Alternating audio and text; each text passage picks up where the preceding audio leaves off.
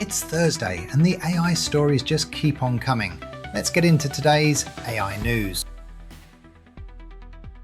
Mention of goblins in ChatGPT has been a hot and controversial topic on X this week. Sam Altman and OpenAI are fully embracing it. They traced the goblins back to one specific reward signal.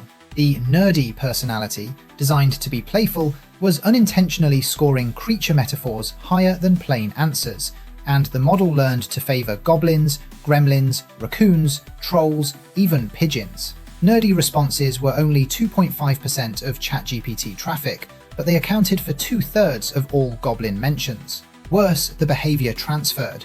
Once those outputs got reused in fine-tuning data, the model produced creatures even without the nerdy prompt. OpenAI retired the nerdy personality in March, filtered the training data, and added a goblin-suppressing line into Codex. They even published the command to switch it off if you would rather let the creatures run free. So now you know what all the goblin fuss is about. Figure's BotQ plant, the high-volume facility behind its third-generation Humanoid, has just delivered 55 robots in a single week. Brett Adcock's team has now delivered over 350 FO3 units, with a roadmap pointing at 12,000 a year initially and 50,000 longer term. The plant runs on Figure's own execution software across 150 networked workstations. Humanoid Robotics has spent years stuck on demos. A 24 times gain inside 4 months is not a demo, that's a supply chain ramping up.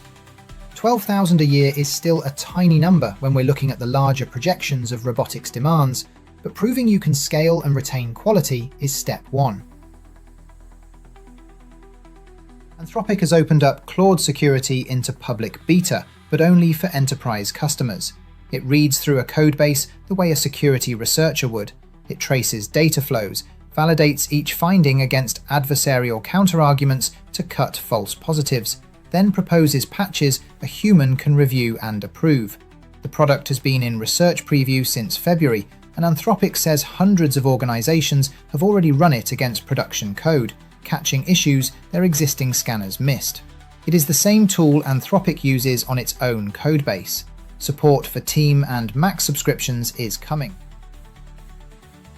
Google DeepMind's new AI Co-Clinician system uses live video and audio to process physical symptoms in real time, watching how a patient walks, listening to their breathing, or examining a rash. In safety testing, it made 0 critical errors across 97 of 98 primary care queries. In a 140-area simulation study with Harvard Medical School and Stanford Medicine, the system matched or beat physicians in 68 areas, including triage.